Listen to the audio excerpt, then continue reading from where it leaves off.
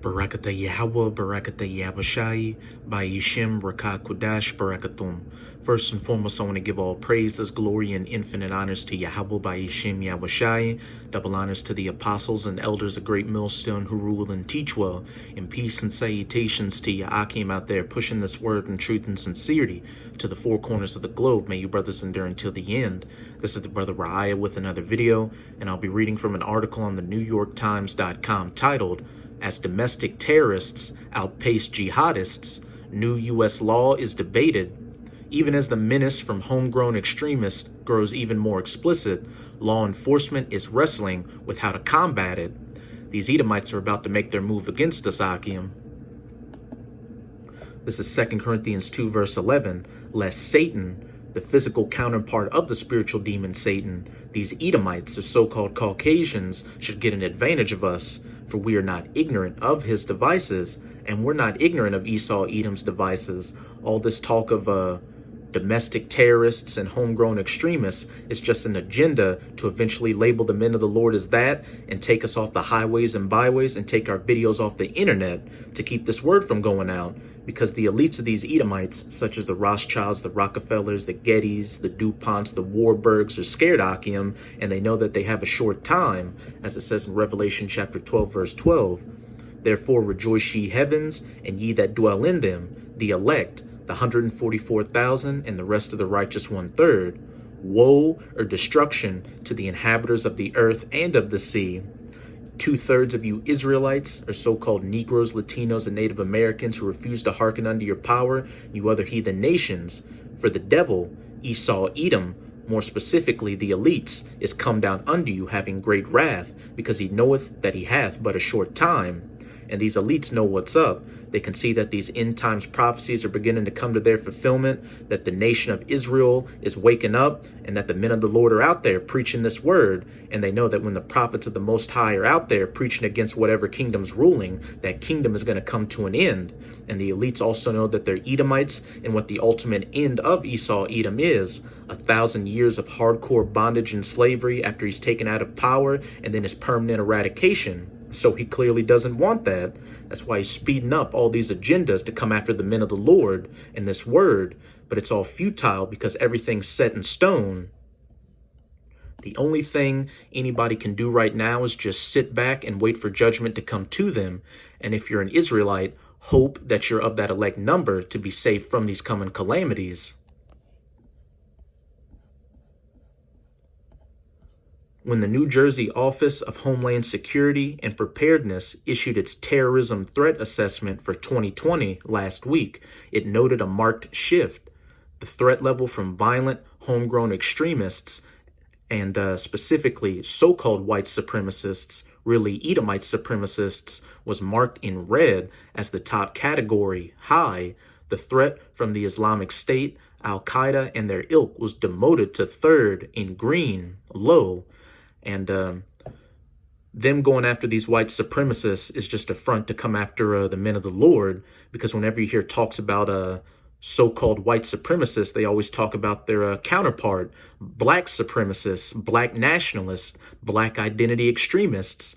And when you go to the Southern Poverty Law Center's page on their website for black nationalist hate group lists, they have every Israelite camp on there: GMS, IUIC, ISUPK, you name it. Terrorism experts believe that holds true for the entire United States.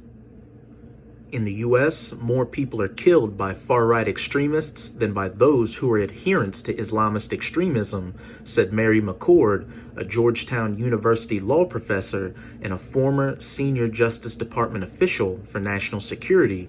Her comments came at a discussion last week at the 9/11 Memorial and Museum, which commemorates victims of the most notorious attack by international terrorists on American soil. And remember, Akim, that after 9/11 took place, the elder apostles up in New York were arrested as being possible suspects for the 9/11 attacks, which just goes to show that the elites know which Hebrew Israelite group has the truth and how long they've had their eyes on GMS. So whenever this next major event occurs, don't be surprised when the authorities come after you. Even as the menace from homegrown extremists grows more explicit, however, law enforcement is wrestling with how to combat it. That challenge has spawned a fervent debate over whether the United States needs a new law to specifically criminalize domestic terrorism, or whether such a statute would threaten basic First Amendment rights, the freedom of speech. And we're not ignorant of Satan's devices. We know exactly who they're gunning for. They want to keep us from posting videos online and keep us from going out there on the highways and byways. And remember, a couple of months ago, the FBI came out with that report talking about how so-called conspiracy theories online are going to be a future leading factor to domestic terrorism in the country. Real quick, an article from thedailybeast.com titled, FBI labels fringe conspiracy theories as domestic terrorism threat. The Federal Bureau of Investigation believes conspiracy theories like QAnon and Pizzagate pose a domestic terrorism threat, Yahoo News reports. A previously unpublished FBI bulletin from May 30th says that for the first time, the agency is labeling conspiracy theory-driven domestic extremists as a growing threat. And they've definitely got plenty of ammunition to label this truth as a conspiracy theory that leads to acts of domestic terrorism. You had those shootings in New Jersey earlier this year at a Jewish market by so-called Black Hebrew Israelites. You had one Jake who tried to stab some Amalekite Edomite Israelis, saying that they're not the real Jews. And then you had another Jake who stabbed some Amalekites up in New York and had a manifesto talking about how Ebonites were the Israelites. And then these other camps aren't helping either. You've got a ISUPK going on Vice, shooting at a gun range on a segment labeled Hate Thy Neighbor.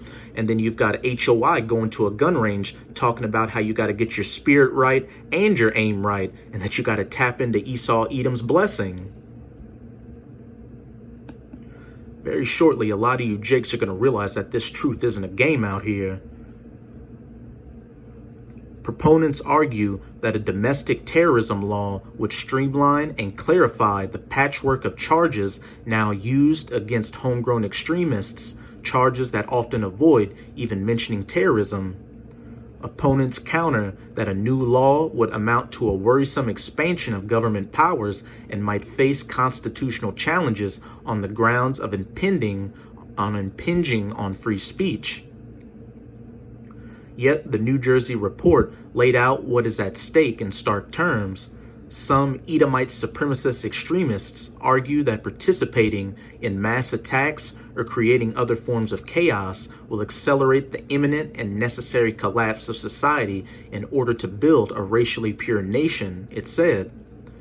And we got a chart of who's the most and least dangerous in the country. And at the top, you've got homegrown violent extremists.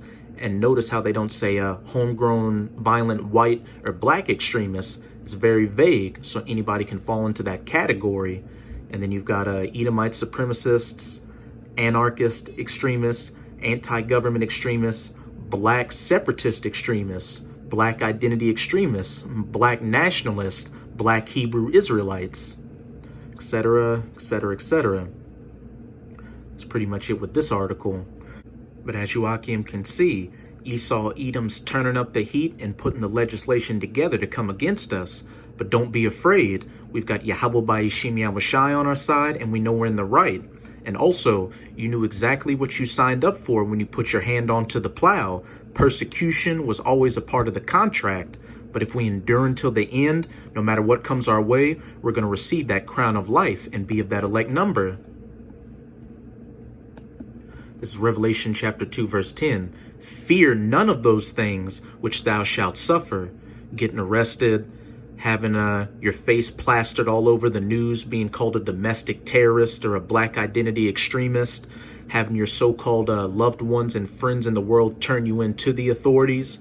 Behold, the devil, Esau Edom, that devil who's coming down in great wrath, shall cast some of you into prison, getting put into these FEMA concentration camps, that ye may be tried during that hour of temptation when you'll be faced with taking the mark of the beast and living and being a part of Esau society, or not taking it and possibly being put to death. and ye shall have tribulation 10 days. And that just means a complete amount of tribulation, whatever your lot is. Be thou faithful unto death, if being a martyr's in your lot, and I will give thee a crown of life. Being in that elect number, being the first fruits in the kingdom of heaven, putting this world back in order and getting back at those who came after you on this side. So we're in a win-win situation, Akim. So with that, I hope you sincere Akim are edified, and just keep strong and keep pushing this word. We can clearly see we're at the end of this thing, and you don't want to be taken out so close to the finish line and not make it on this first go around, or see the ultimate downfall of Esau Edom. And as always, I'm going to say Abba Babal, Kwam Yasharala. Till next time, Shalom.